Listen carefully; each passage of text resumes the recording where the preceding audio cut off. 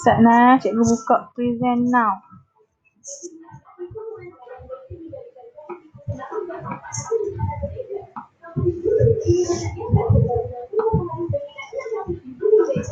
Okay, Assalamualaikum warahmatullahi wabarakatuh. Anis dan Asmida. Okay. Asmida, mana muka cikgu nak tengok yang tadi? Tak, letak kamera tu setempat. Cikgu tengok asal atas, tak bawah. Okay. Tak apa nampak muka pun tak apa. Lagi cikgu bagi latihan kita buat guna online je, tak payah salin dah. Nah, okay. Sebelum kita mulakan pembelajaran kita pada hari ini, okay, cikgu nak tanya Anis dengan Asmida dulu. Kamu tahu apa itu prosa tradisional? Selalu dengar tak? Prosa tradisional. Contoh apa dia jenis prosa tradisional macam apa? Bagi kat cikgu salah satu. Contoh orang dulu-dulu dia guna lah. Macam mana? Apa? Selain cikgu bagi contoh. Okey, selain pantun. Apa lagi? Prosa tradisional dia. Pantun lagi? Syah apa? Tersebutlah kisah.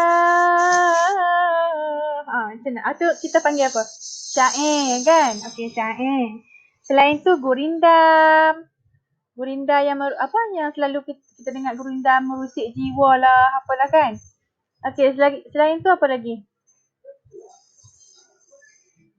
Selain pantun, syair. Selalu dengar yang tu je lah kan? Selalu guna kan?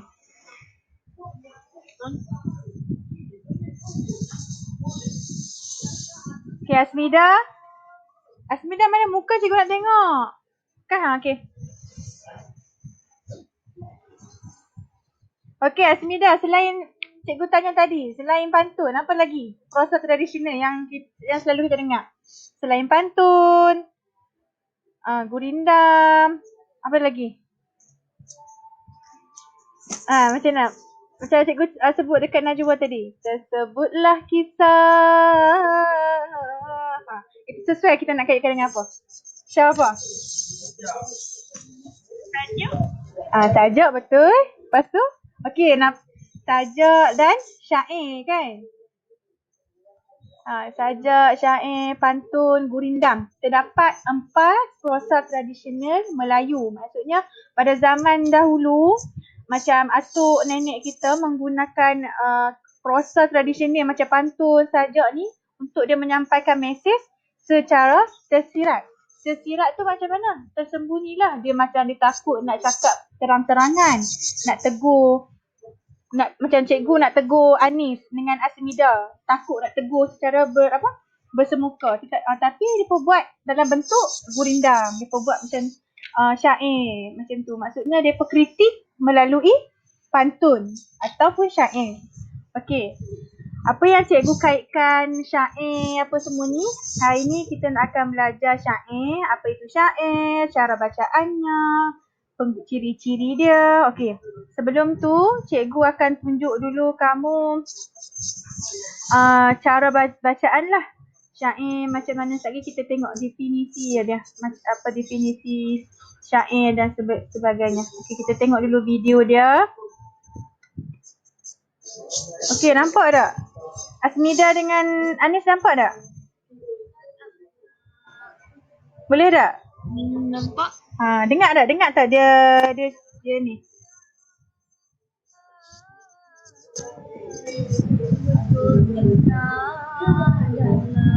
Boleh tak?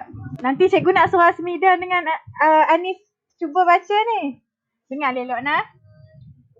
Tengok dia baca macam mana.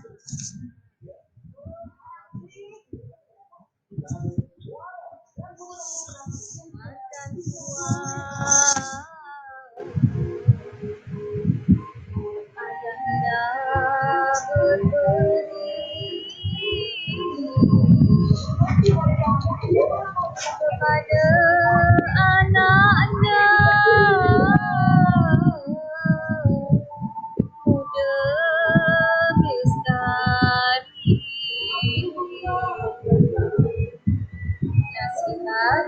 kebajikan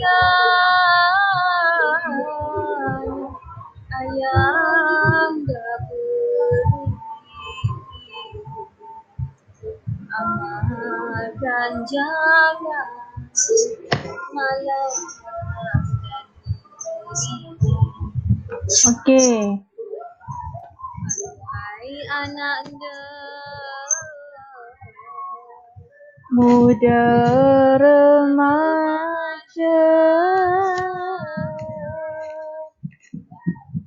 jika anaknya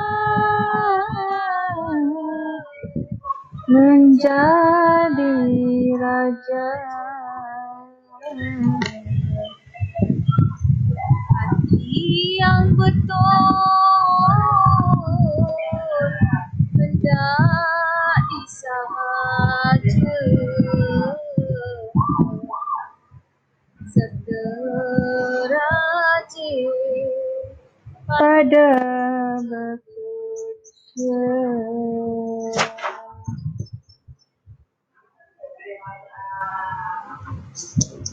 Okey.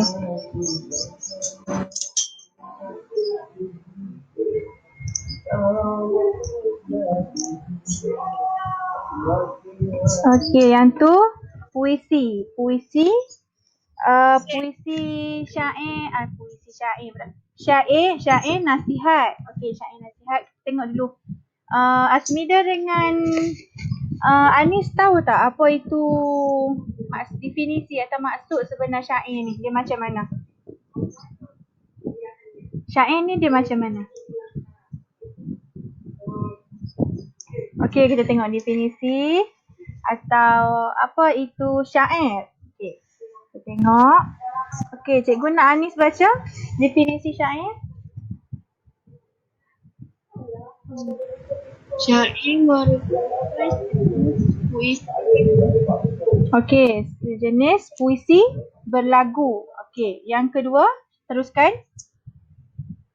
syair disampaikan dalam bentuk rangkap. Okey, rangkap. Okey.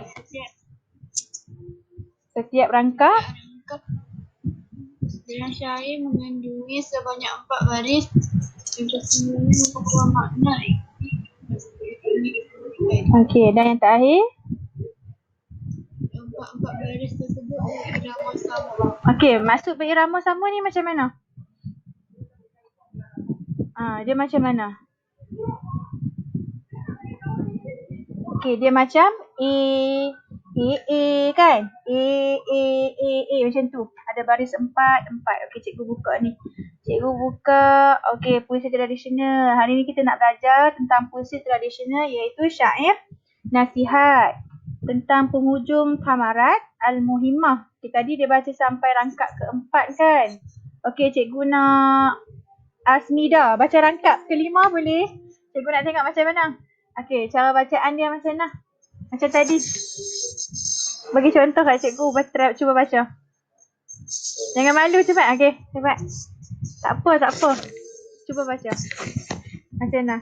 Kerja kebajikan tu, macam mana kita nak sampaikan dalam syair?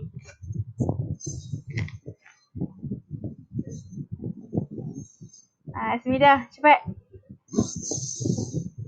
Kerja macam mana? Kerja kebajikan. Cepat, macam mana?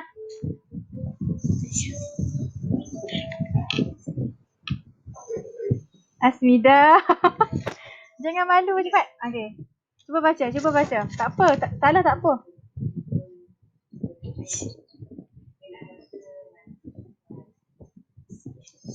Ni, kerja kebajikan dulu. Rangkap 5 tu maksud dia. Asmida baca dulu syair dalam syair. Kerja kebajikan, janganlah malas tu dalam syair. Cuba baca. Buat nada syair sikit macam mana cikgu nak dengar. Macam contoh cikgu tunjuk video tadi. Cuba buat. Kerja kebajikan, janganlah malas. Okey, cepat. Sambung. Continue. Okey, cepat. Okey, zahir dan batin, cepat. Cuba. Zahir.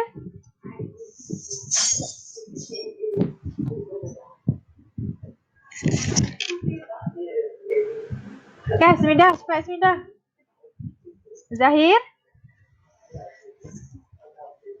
Zahir dan batin, janganlah culas, jernihkan hati, hendaklah ikhlas seperti air di dalam gelas. Macam tu lah. Okey, Anis tengok dengan Anis pula. Anis lah. Okey, Anis baca rangkap ke-6. Sekali kita baca maksud dia. Maksud apa rangkap setiap rangkap tu. Okey, Anis sambung. Menuntut ilmu tu. Menuntut ilmu. Ha?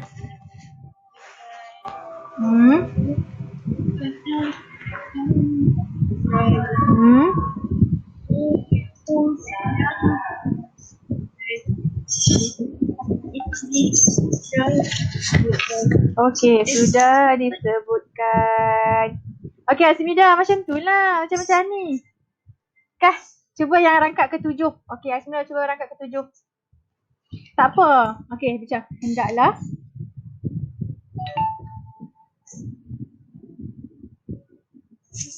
Cepat. Hendaklah anak anda mengaji selalu, dari yang lain lebihkan dulu. Sambung had syarak. Had syarak janganlah dilalu. Okey. Tidak anak anda beroleh malu. Okey. Segala perbuatan dengan berilmu, maka kebajikan boleh bertemu. Jika sebarang-barang diramu, akhirnya anak dah jatuh tersemu. Ilmu itu benar faedahnya, membezakan hak dengan batilnya, mengetahui rakyat benar salahnya, supaya dihukumkan dengan adilnya. Okey, rangkap ke-10 Cikgu Nana. Anis. Okey, Anis. Jika ilmu tidak diendah, ananda cepat tergoda. Okey, anak anda tercengang.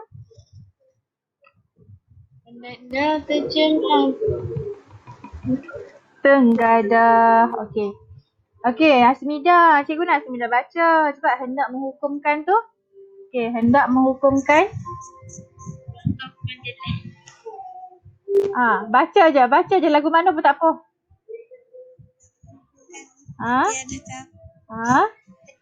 Diam hati tak mahu.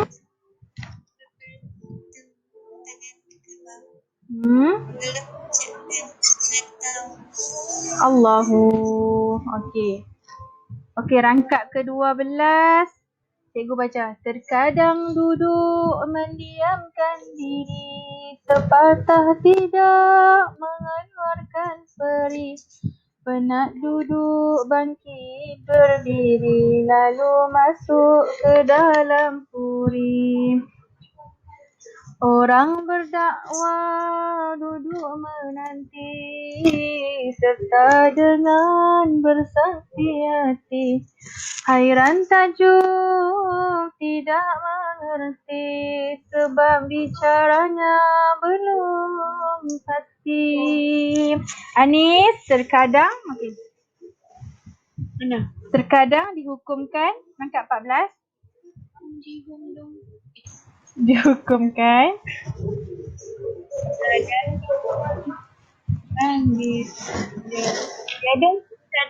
Bila dah.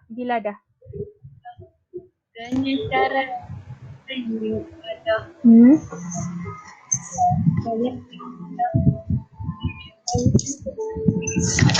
Okey, berhati gundah. Kita ada 18 rangkap, sikit lagi. Okey, jika demikian apa jadinya hukum tak betul dengan jalannya di hadapan majlis diterimanya di belakang kelak diumpatnya. Okey, yang rangkap ke-16 kita ada lagi 2 rangkap lagi, sikit lagi. Jika yang benar kita hukumkan, di belakang jangan kita hiraukan.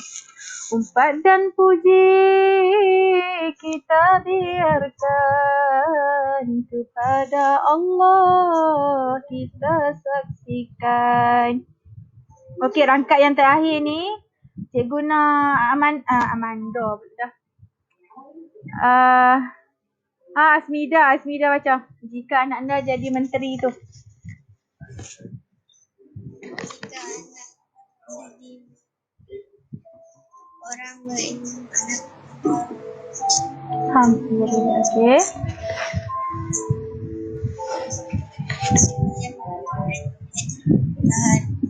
Okey. Yang terakhir Anis. hendaklah Betul. mereka ada jawab sedikit kan kepada ilmu supaya jauh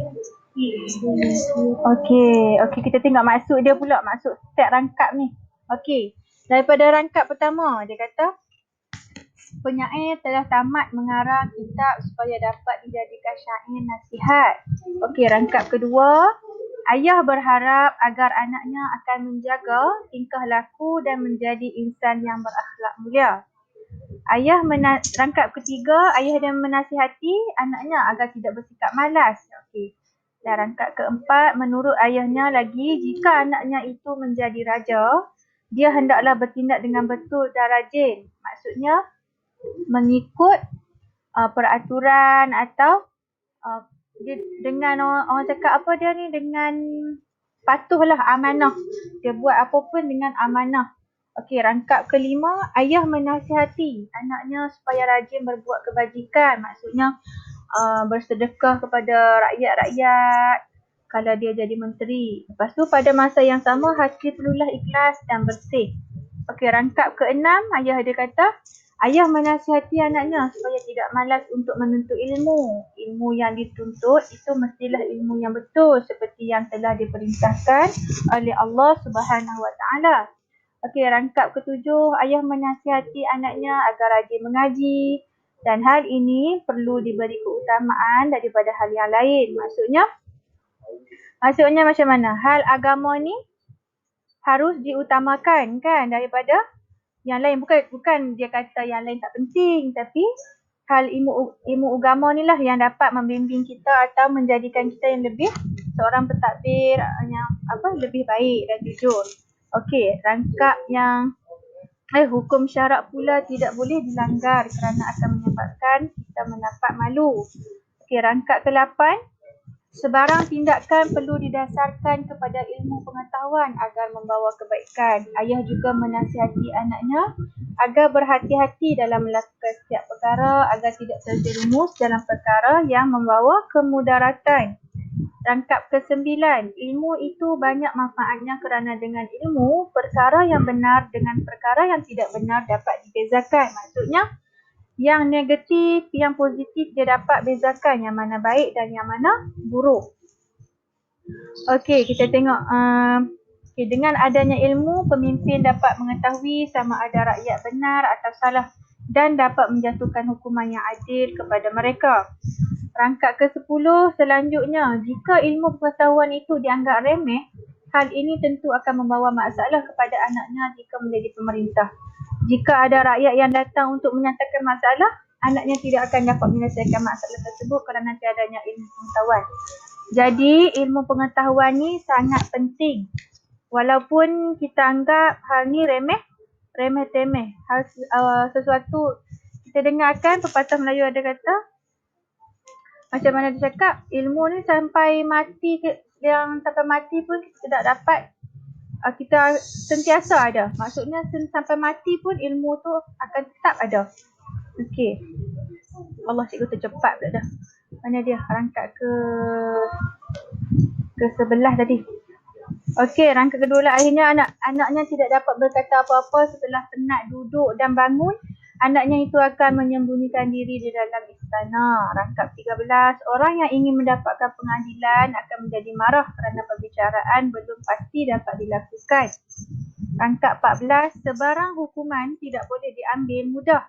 Jalan yang terbaik ialah kembali merujuk kepada hukum syarak untuk mendapatkan ketenangan hati. Okey, ke-15. Jika perbicaraan tidak dijalankan mengikut hukum, maka pemimpin pasti akan dikeji oleh rakyat.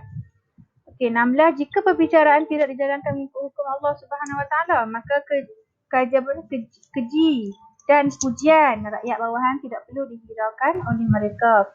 Rangkap ke-17. Ayah berpesan lagi, jika anaknya menjadi menteri, dia digalakkan untuk berdamping dengan orang berilmu supaya dapat memudahkan segala kerjanya. Berilmu ni daripada segi apa? Ayat itu daripada segi apa, Anis? Asmida. Akhirat kan?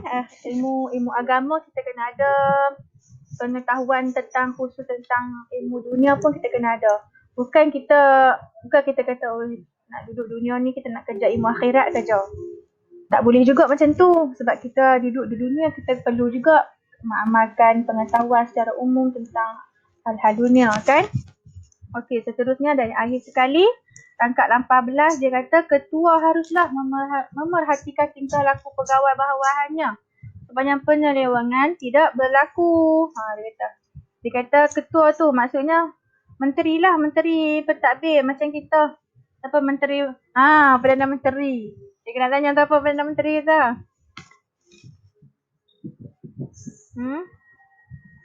Menteri Raja kita. Itulah pentadbir kita, pentadbir negara Malaysia. Okay, kalau mereka buat penyelewengan, mereka akan mendapat azab lah daripada Allah Subhanahu Wa Taala. Okey, lepas tu kita ya. Hukum syarak tu apa? Hukum syarak? Sekejap cikgu tengok hukum syarak kat sana. Hukum syarak tu dia macam sekejap cikgu tengok mana dia hukum syarak yang tadi. Nak rangkap ke berapa, Anis? Rangkap 13 juga. Rangkap ke 13.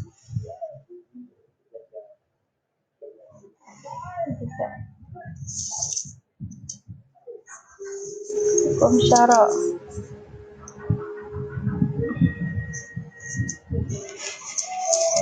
Hukum syarak. Sekejap. Rangkap ke berapa? Sekejap kita tengok. Hukum syarak ni kalau cikgu bagi umum tu tak apa no. Umum kalau hukum syarak ni dia macam hukum yang bersandarkan kepada ajaran agama Islam. Maksudnya dia macam terbahagi kepada dua kategori. Hukum syarak ni dia lebih kepada ilmu agama lah macam cikgu cakap tadi. Dia lebih harus mempelajari ilmu agama tentang ilmu akhirat. Itu perkara yang dituntut oleh syarak yang bersangkutan dengan perbuatan yang bertanggungjawab. Macam menteri tadi, dia kena ada sifat apa?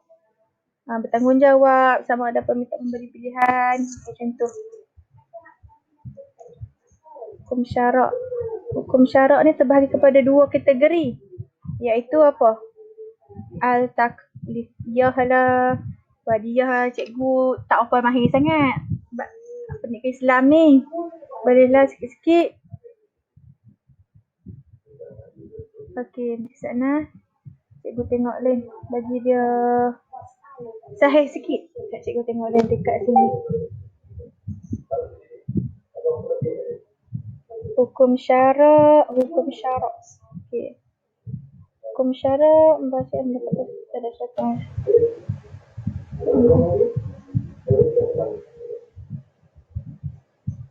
Okey. Okey, pertama hukum terlibat iaitu kita tuntas menepis perbuatan.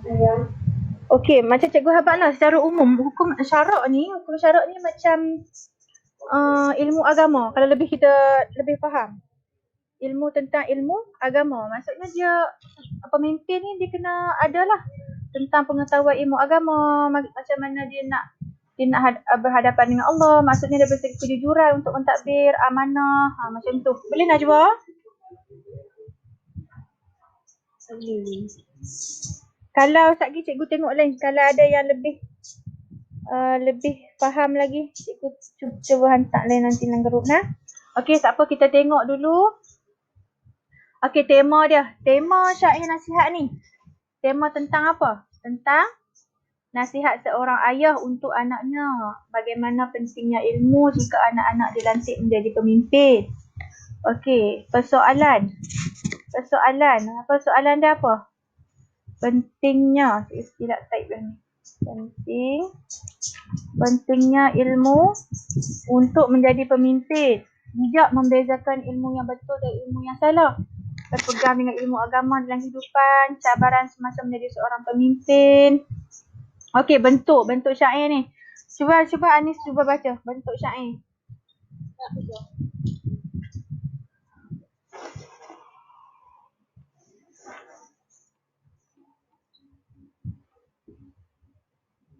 Anis cuba baca bentuk syair. Bentuk dia ada 5. Apa tu? Syair ini terdiri daripada cikgu. Tak jelas sangat. Okey, tak. Cikgu perbesar sikit lah. Okey, tu. Okey. Syair ini terdiri daripada 18 rangkap. Setiap rangkap mempunyai 4 baris. Setiap baris mempunyai 4 ikon kata-kata. Dapat antara 8 hingga 14 suku kata. Yang ini adalah A. Maksudnya kalimat akhir dia tu dia kena bunyi sama baris. Kita tengok tadi. Okey, nilai Asmida. Nilai apa yang terdapat dalam ni? Dengan seseorang anak pada nasihat orang tua terutama ibu bapa. Okey, yang kedua.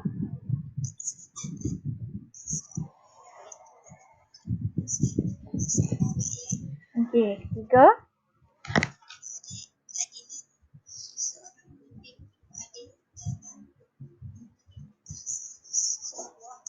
Okey, sebuah negara.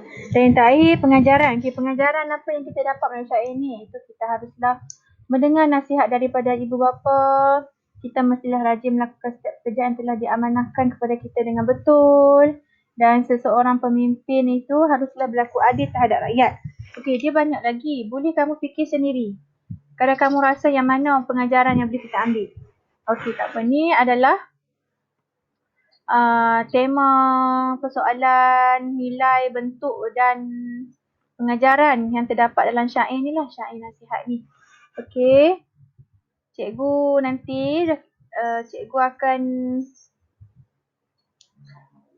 akan suruh kamu buat latihan tentang syair. Kamu boleh, okey macam ni lah, tak apa.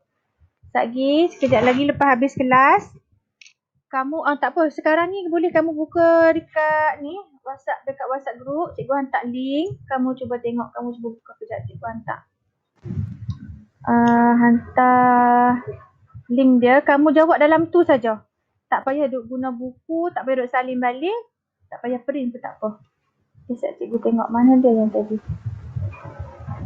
Sana. Mana cikgu tadi? Okey, sana. Okey, bacakan mesej kepada Dua Mawar. Mana Dua Mawar?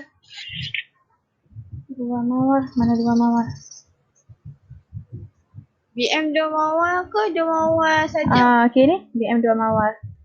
Okey, Asmida dengan Anis. Okey, cuba buka link dia. Dia naik macam mana? Cikgu bagi latihan dalam tu. Cuba tengok.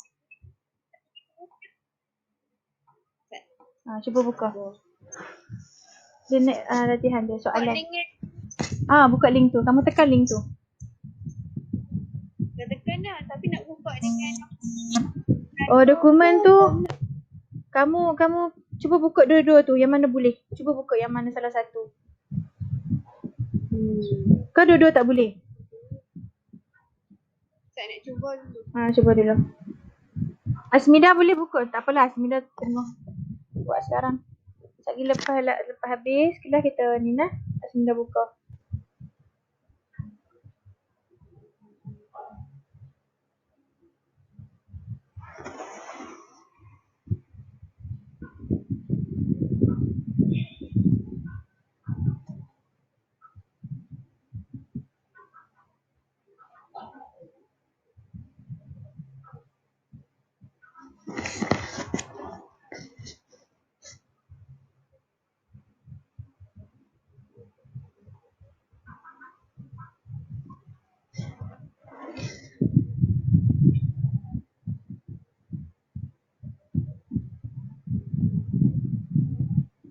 Boleh Anis? Tak lambat sikit.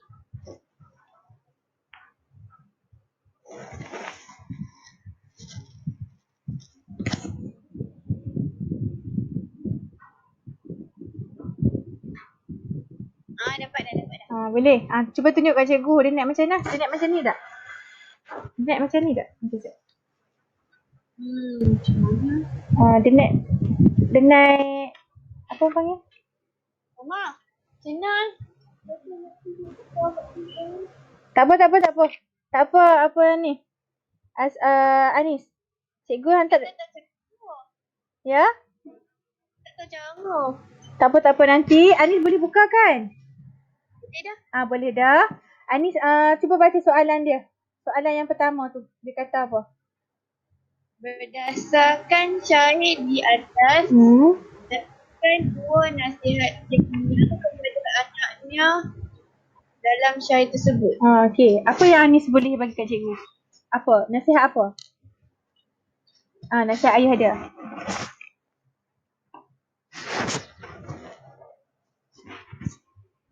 Okey. Syair. Nyatakan dua nasihat ayahnya kepada anaknya dalam syair. Ayah dia nasihatkan apa?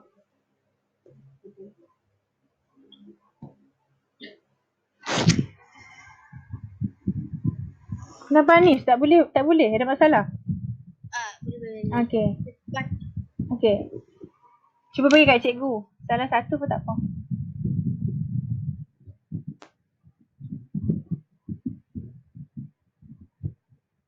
Tahu?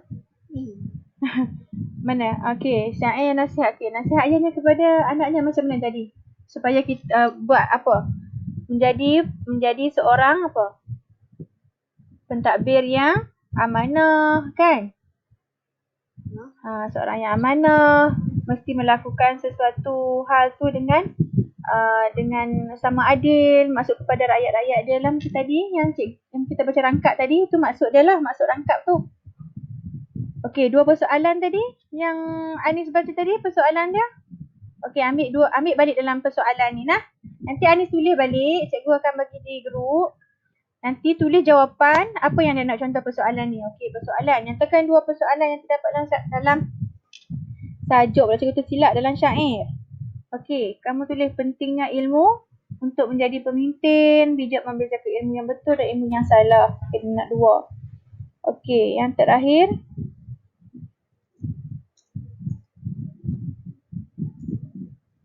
Okey, peribahasa ilmu itu pelita hidup membawa maksud ilmu merupakan cahaya yang menerangi hidup seseorang.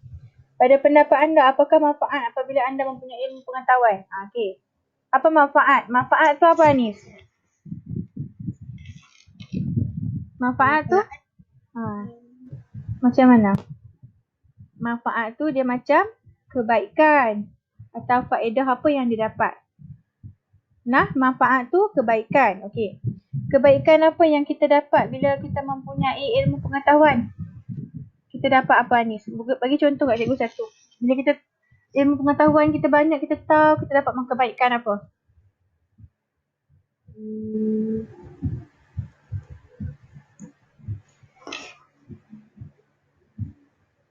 Pintar. Ya, cikgu tak pernah dengar. Jadi pintar. Boleh. Okey. Kita dapat ilmu, bila ilmu banyak ni kita dapat pemikiran kita menjadi lebih matang, lebih berpengetahuan luas. Macam tu. Nanti Anis terang lebih panjang sikit lah dalam ni. Anis buat dulu, tak apa. Ni dah kita bincang, nanti Anis buat lah. Bila jawapan Anis tak apa, salah tak apa, janji Anis buat. Okey nah? Okey, sebelum kita nak habis dah, akhiri kelas kita pada hari ni.